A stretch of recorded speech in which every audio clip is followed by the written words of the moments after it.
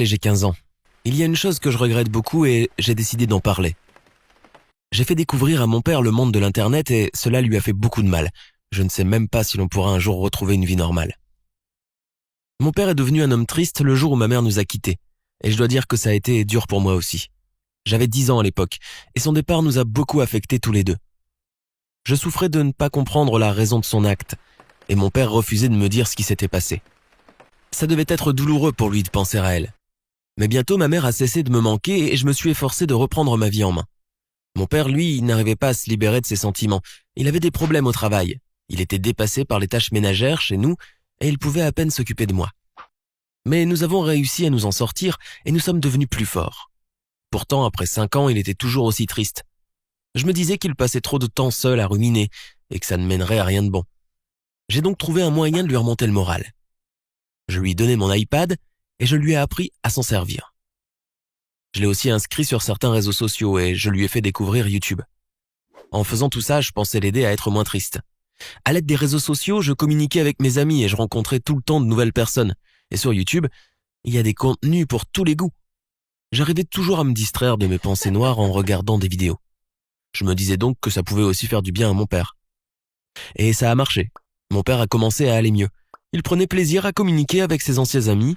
Il regardait des documentaires sur YouTube, ce genre de choses. Mais peu de temps après, mon père s'est mis à se comporter de manière étrange. Vous comprendrez ce que je veux dire dans un instant. C'est venu doucement au début. D'abord, j'ai remarqué qu'il avait mis du scotch sur la caméra de son ordinateur portable. J'ai même fait une blague à ce sujet, mais ça ne l'a pas fait rire. Il pensait réellement que la caméra pouvait être piratée et qu'on pouvait le surveiller. Et c'était peut-être vrai, mais quelle importance? Je comprends l'intérêt qu'on peut avoir à pirater l'ordinateur d'un politicien ou d'une star de cinéma. Mais qui perdrait son temps à observer mon père? Quel intérêt? Pour découvrir l'ingrédient secret de ces macaronis? C'est ridicule. C'est le fromage si ça vous intéresse. Mais il s'était mis ça dans la tête et je n'y pouvais rien. De temps en temps, il me racontait des trucs un peu surprenants à propos d'Internet. Ça venait surtout de certaines théories du complot qui circulent sur les réseaux depuis toujours. Je reconnais que ça avait l'air intéressant, mais je n'y croyais pas vraiment. Mais mon père s'inquiétait réellement du fait que selon ces théories, l'État exerce une surveillance généralisée et qu'il se sert de nos objets connectés pour le faire. Une fois, il a même réussi à me convaincre. Il voulait me prouver que nous étions sur écoute. Et il a suggéré de faire une expérience. Il a posé son téléphone sur la table et on a commencé à parler aux chiens de tout ce qui les concerne pendant quelques minutes. On répétait sans cesse les mots chien, laisse, alimentation animale. Au bout de quelques minutes, mon père a ouvert Facebook, a commencé à parcourir son flux d'informations et une première publicité est apparue sur l'écran. C'était pour de la nourriture pour chiens. Je n'en croyais pas mes yeux, je ne savais pas que c'était possible. C'était la preuve évidente que mon père avait raison, mais je ne m'en faisais pas pour autant parce qu'il ne s'agissait que d'une publicité. Et ça ne pouvait rien faire de mal. Je crois que les choses auraient pu se calmer, mais il y a eu tous ces scandales au sujet des fuites d'informations sur les réseaux sociaux. Et mon père était chaque jour plus convaincu que nous étions surveillés. De nouvelles règles ont progressivement été instaurées chez nous. Mon père a bloqué l'Internet dans toute la maison de manière à ce que je ne puisse l'utiliser que pour étudier et seulement avec sa permission. Puis nous avons commencé à mettre nos téléphones dans une boîte pour que personne ne puisse nous écouter. Ce n'était pas très pratique car j'avais l'habitude de communiquer avec mes amis sur Internet et papa me privait de ces échanges. Le pire, c'est que je ne pouvais même pas en discuter avec lui. Quand je lui disais qu'il réagissait de façon excessive et que ses craintes étaient exagérées, il me répondait que j'avais déjà subi un lavage de cerveau et qu'il faisait ça pour m'aider. Ça dépassait les bornes. C'était de la paranoïa et ce n'était plus simplement de la prudence. Peu de temps après, il a complètement coupé Internet dans la maison et il m'a confisqué mon téléphone. Il a jeté tous nos appareils à la poubelle. Je n'avais plus ni ordinateur portable ni smartphone. Pour les remplacer, papa m'a acheté un vieux téléphone à touche qui ne pouvait pas se connecter. Le genre de truc que les gens utilisaient il y a 20 ans. Et bientôt, sa paranoïa s'est portée vers d'autres objets. Il a recouvert toutes nos fenêtres d'épais rideaux pour que personne ne puisse voir ce qui se passait à l'intérieur de la maison. Puis il est devenu méfiant envers nos voisins. Parfois, il regardait par la fenêtre et surveillait leur maison. Il pensait qu'il l'observait. Alors il les observait lui aussi. Il a commencé à venir me chercher à l'école pour ma sécurité, comme il le disait. C'était vraiment n'importe quoi. En plus, il lui fallait constamment s'absenter du travail, car ça lui causait beaucoup de problèmes. Je savais que mon père avait besoin d'aide. Mais je ne savais pas vers qui me tourner. Je ne pouvais même pas chercher des conseils sur Google. Imaginez un peu l'enfer de la situation. Mais un jour, quelque chose de décisif s'est produit. J'étais à l'école, en classe, et soudain mon père est arrivé. Il disait qu'il avait quelque chose d'important à faire et on est allé au bureau du directeur. Il voulait récupérer mes documents scolaires parce qu'il avait décroché un nouveau poste et qu'il allait nous falloir déménager. À ce moment-là, je me suis dit, est-ce qu'il voit enfin les choses différemment et tout va bientôt s'arranger? Mais j'ai vite déchanté. Pendant tout le chemin du retour, j'ai essayé d'interroger mon père, mais il n'a pas voulu répondre. On a fait nos bagages et la nuit venue, on a tout mis dans la voiture avant de quitter la ville. On a roulé plusieurs heures sur l'autoroute, puis on a pris une route de campagne. Au bout d'une heure, mon père a dit que nous étions arrivés. On était au milieu d'une forêt. J'ai regardé autour de moi et j'ai vu une vieille cabane. Alors mon père m'a dit la vérité. Le changement de travail n'était qu'une diversion. Selon lui, ça faisait un moment qu'on était sur écoute et il avait commencé à remarquer qu'on le suivait dans la rue. Alors il avait décidé qu'on devrait aller se réfugier dans un endroit où personne ne pourrait nous trouver.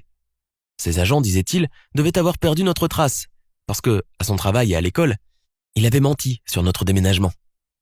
Et maintenant, nous allions habiter dans cette cabane que mon père et mon grand-père utilisaient il y a 20 ans quand ils allaient chasser. Nous resterions ici un certain temps jusqu'à ce que mon père trouve un autre plan. À ce moment-là, j'ai réalisé que ce n'était plus seulement de la paranoïa. Papa avait perdu la tête. Et je ne pouvais rien y faire. J'étais à des centaines de kilomètres de chez moi. Et je n'avais aucune idée de la distance qui nous séparait des premières maisons. À partir de ce moment, ma vie est devenue insupportable. Il n'y avait aucun confort dans cette nouvelle maison. Il n'y avait ni électricité, ni chauffage, ni eau courante. Ce n'était qu'une grosse boîte en bois et je devais y passer tout mon temps. J'ai essayé de convaincre mon père que nous devions rentrer chez nous et que je devais retourner à l'école, mais il ne voulait pas m'écouter. Il croyait que j'avais subi un lavage de cerveau et que je me rendais pas compte de la surveillance que l'État exerçait sur nous.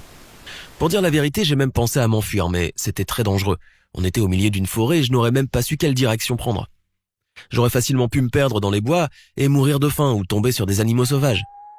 Et puis j'avais peur de mon père. Parfois il parlait tout seul, puis il se mettait à rire doucement en disant qu'il avait réussi à berner tout le monde. Mais un jour quelque chose est arrivé et j'ai pu m'échapper de ce piège. Un matin, on a entendu la voix d'un étranger qui demandait s'il y avait quelqu'un dans la maison. C'était un garde forestier ou quelque chose comme ça, et il se demandait pourquoi on était là. Évidemment, mon père s'est méfié de lui, et il s'est présenté sous un faux nom. Alors que le garde forestier allait partir, je me suis dit qu'il fallait absolument que je lui demande de l'aide. J'ai écrit en vitesse les mots « à l'aide » sur un morceau de papier que je lui ai remis au moment de lui dire au revoir. C'était ma seule chance de rentrer chez moi et j'espérais que cet homme ferait quelque chose pour m'aider. Soudain, mon père a dit que notre sécurité avait été compromise parce que ce garde forestier pouvait très bien être un agent du gouvernement et on devait partir sur le champ. Il a commencé à rassembler nos affaires à la hâte. De mon côté, je faisais traîner les choses en espérant que les secours soient déjà en route. Une demi-heure plus tard, nous étions dans la voiture, mais j'ai prétendu avoir oublié quelque chose et j'ai couru vers la maison. Mon père a commencé à s'énerver, mais je me suis enfermé et il s'est mis à crier et à me supplier de sortir. Mais soudain, j'ai entendu le son d'une sirène. La police était enfin arrivée. Je suis sorti et je leur ai fait signe et mon père s'est enfui dans les bois. Je n'ai jamais vu un homme aussi terrifié que mon père ce jour-là. Plusieurs agents se sont lancés à sa poursuite, mais ils sont revenus peu après en disant qu'ils avaient perdu sa trace. On m'a secouru et j'ai atterri au commissariat de police où l'on m'a demandé de tout raconter. Je ne voulais pas faire de mal à mon père et j'ai demandé à la police de le ménager. Je leur ai dit qu'il ne m'avait jamais forcé à quoi que ce soit ni maltraité. Ce n'était pas un mauvais père, c'était juste un homme qui avait besoin d'aide. Quelques jours plus tard, mon père a été arrêté. On a découvert qu'il souffrait de troubles mentaux. Il déprimait depuis un moment, son psychisme en avait pris un coup et il était devenu paranoïaque. Je me sentais coupable de ce qui lui était arrivé. Je lui avais fait découvrir l'Internet et je m'étais moqué de ses théories au lieu de prendre le temps de lui expliquer. Avec sa maladie, mon père ne pouvait pas s'occuper de moi, alors on m'a confié à des membres de ma famille éloignés. Papa est maintenant sous traitement dans un hôpital et j'espère qu'il ira mieux bientôt. J'ai à nouveau un ordinateur et un téléphone, mais ça ne me rend pas heureux. Je n'arrête pas de penser à mon père qui a souffert à cause de tout ça. Et je me reproche d'avoir prêté si peu attention à la seule personne que j'aime. Merci d'avoir écouté mon histoire jusqu'au bout, les amis. Qu'est-ce que vous en pensez? Est-ce que mon père avait raison au sujet de cette surveillance généralisée? Donnez-moi votre avis dans les commentaires et abonnez-vous.